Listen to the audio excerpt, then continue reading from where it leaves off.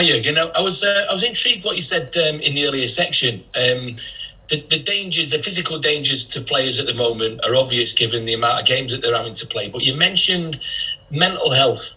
Could you kind of explain what you meant by that? Why do I have to explain that?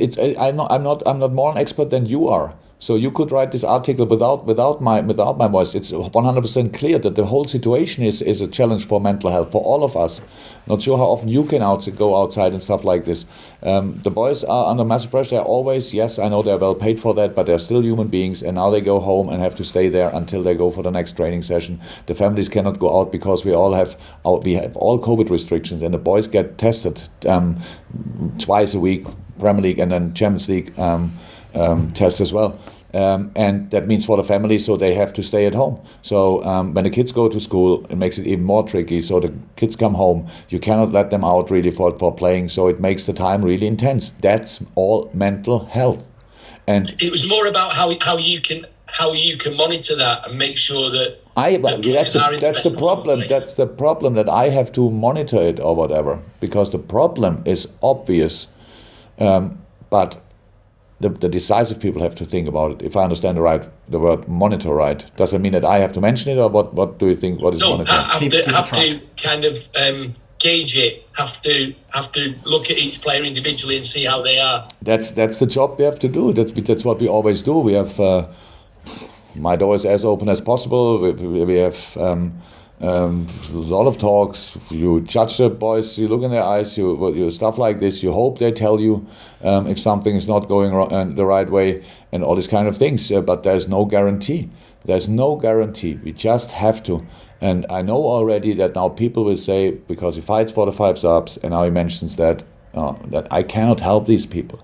I'm not that stubborn that I want 5 subs and now we have to do it. I'm not like, people can think what they want about me, to be honest, but if they think I'm that, then I cannot change it. But in that we don't understand that this is not about leveling any competition, especially not this year. It's not about leveling any competition, say now the top 6 or whoever that is. I don't even know exactly who that is. Where does it start? Where does it end? It's not for these teams. It's for all the teams. It helps massively. And if you ask any guys from other leagues where they could have that battle as well, they tell you they cannot understand. And it's not only Germany. They cannot understand that we don't do it. If you just speak to somebody from another league, they say, why would you not do it? So it's not the solution. It's part of a solution. It can help slightly. And if something can help in the moment slightly, then I think we should go for it. That's all. Steve Bates, then Joe Bernstein, and Adam Lanigan might be the last one we can take. But Steve Bates next. Hello, Jurgen. Hi. Hi. 2 parts really to this question. Last season you were out in front for virtually the whole time in the Premier League with a decent safety net, a bit of a cushion there. You always had a few points in hand to play with, particularly second half of the season. I'm just wondering, people were chasing you at that point. This time you might have to do the chasing in terms of it being a much closer race this time. Is that a bigger pressure when you're chasing somebody to get past them at the top? Is that a bigger pressure, or knowing that if you slip up, then it can be quite costly? Whereas before you were out in front with the cushion. And the second part of the question is, the fans are coming back, as we know. You've already alluded to that. Can they be a help to Liverpool, even though Anfield there are only a few of them in? Can they still be a help? First part of the question.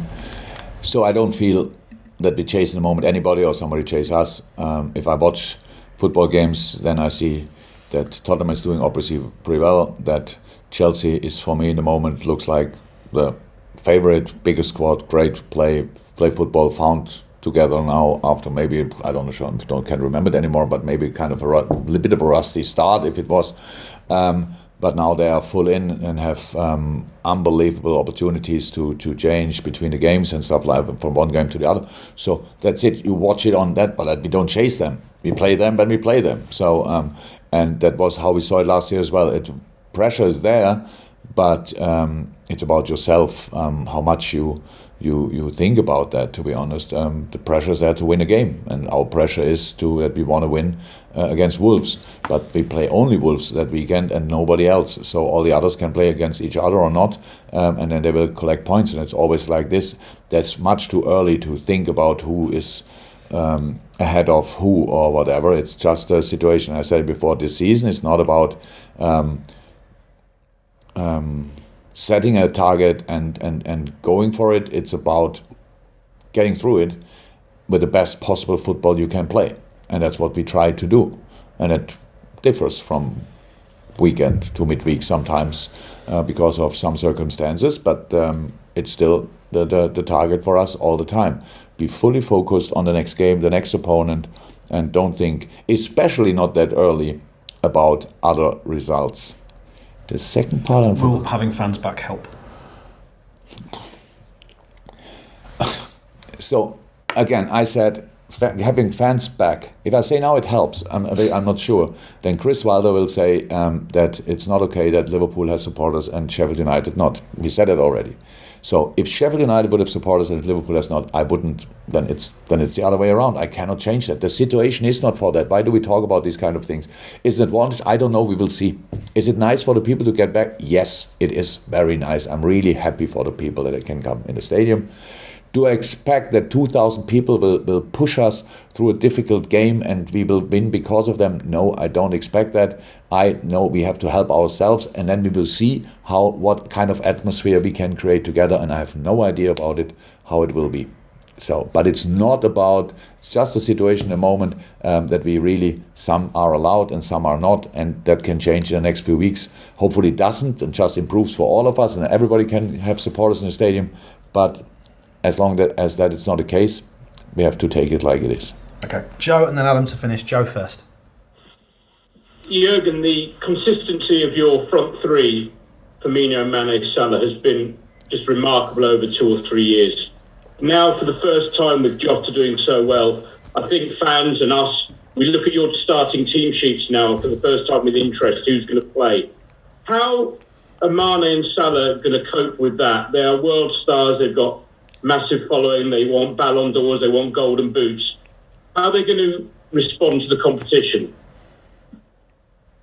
Like they do, no problem. And Bobby Firmino, by the way, as well. And Diogo Jota as well. So he's doing exceptionally well in the moment, it's absolutely, but to keep that standard, you have to work really hard, you have to be in a good shape, you have to score goals because the other boys do that usually. So that's clear. For us, it was the most important thing was that we don't have to bite our nails pretty much in each game and hope they come somehow through and we can bring them in the next game again, especially not in this season.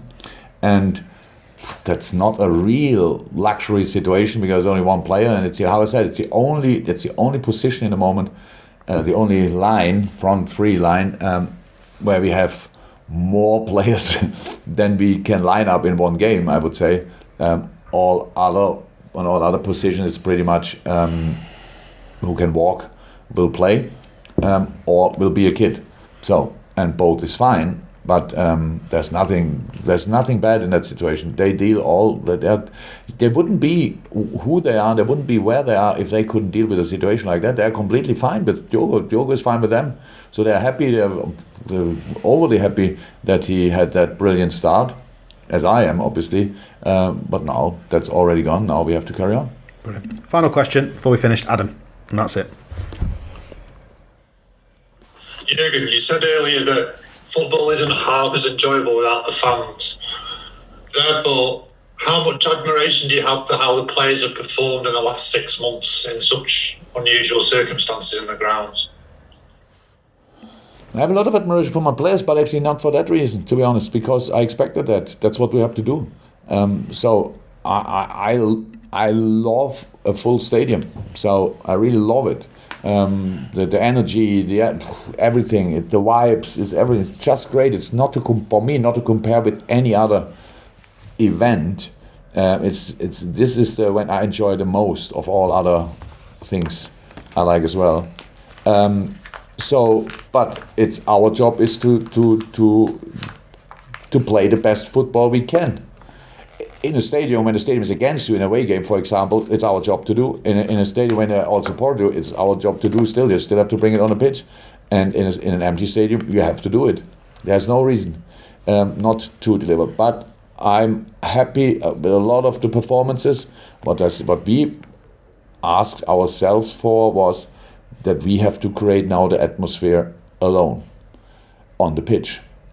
And the boys did it quite often, not always, but often. And now it's a little bit different, but we still have to do the job ourselves and then see how much support we get, because we don't know.